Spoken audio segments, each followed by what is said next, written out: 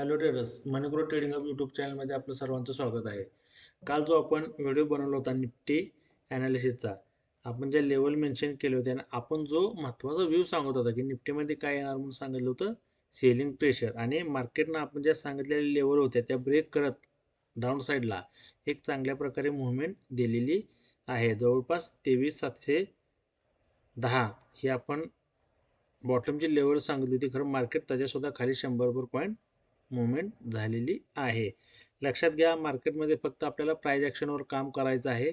आता कोणी म्हणेल की न्यूज होती, काय होती, न्यूज होती तर ठीक आहे, परंतु न्यूज जरी असली तरी मार्केट काय करतं, प्राइस ॲक्शनला रिॲक्ट करतं, प्राइस ॲक्शनला व्हॅल्यू देतं. त्यामुळे तुम्ही तुमचा फोकस कशावर ठेवला पाहिजे, प्राइस ॲक्शनवर.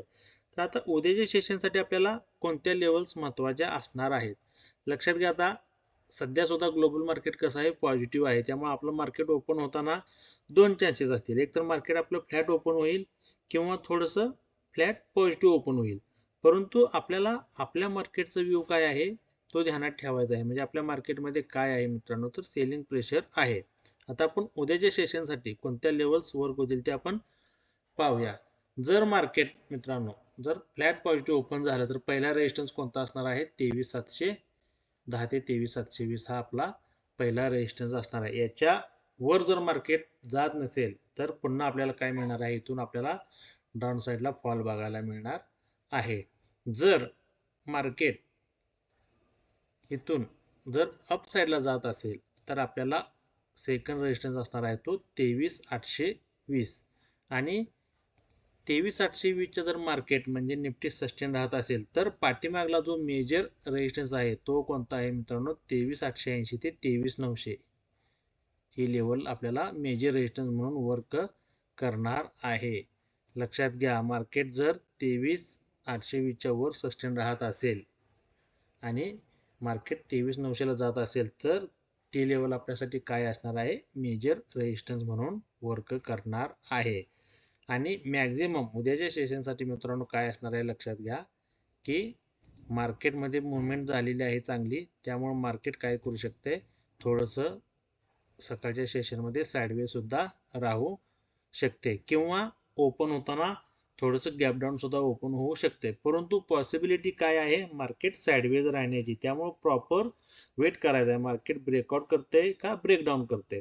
जर मार्केट फ्लॅट ओपन झालं आणि डाऊन साईडला जर ट्रॅव्हल करत असेल तर आपल्याला काय करायचं आहे, पहिली लेवल फाइंड करायची आहे. ती कोणती असणार आहे, 23,580. लक्षात घ्या मित्रांनो, जर मार्केट फ्लॅट ओपन होऊन डाऊन साईडला ट्रॅव्हल करत असेल आणि 23,580 जर लेवल डिपेंड करत असेल, म्हणजे या लेवलच्या खाली जर मार्केट जात नसेल तर आपल्याला एक बाउन्स सुद्धा बघायला मिळू शकतो. कारण का मित्रांनो, जर आजच्या सेशनमध्ये इतका आपल्याला फॉल बघायला मिळाला असेल तर मार्केट बऱ्यापैकी काय होतं, थोडंसं कव्हर होण्याचा प्रयत्न करतं.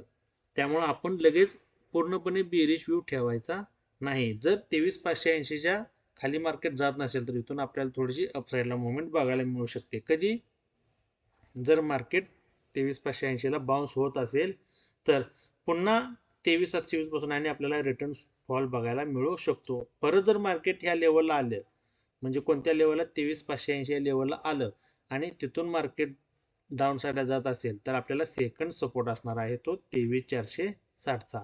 आणि आजच्यासारखं जर कंटिन्यू सेलिंग प्रेशर राहिलं तर निफ्टी आपल्याला जवळपास 23,400 ते 23,80 या लेवलपर्यंत ट्रॅव्हल होताना दिसू शकते. म्हणजे आपण आता बोथ साईडच्या लेवल बघितलेले आहेत मित्रांनो. अप साईडची लेवल बघितलेली आहे, डाऊन साईडची लेवल बघितलेली आहे. आता दुसरी एक विचारात घ्यायची गोष्ट म्हणजे काय, मार्केटमध्ये 2-3 दिवस झालं चांगली मुवमेंट होत आहे. त्यामुळे उद्याच्या सेशनमध्ये मार्केट थोडंसं ट्रॅप करू शकतं, साईडवेज राहू शकतं किंवा हाय व्हॉलाटाईल सुद्धा राहू शकतं. आता जो नवीन व्हायरस आलेला आहे त्याची न्यूज आपल्याला दिसते, परंतु आपल्याला न्यूजकडे जास्त फोकस करायचं नाही. आपल्याला कोणत्या गोष्टीवर जास्त फोकस ठेवायचा आहे, तर प्राइस ॲक्शनवर. लक्षात आलं. तर या लेवल्स तुम्हाला दिलेल्या आहेत. ह्या लेवल्स फक्त एज्युकेशनल लेवल आहेत. तुम्ही तुमच्या सेटअपनुसार ट्रेड करायचं आहे आणि आपण ज्या लेवल मेन्शन करतोय त्या लेवल्स जर वर्क होत असेल तर आपल्या चॅनलला सबस्क्राईब करा, शेअर करा आणि फॉलो करा. Okay, thank you.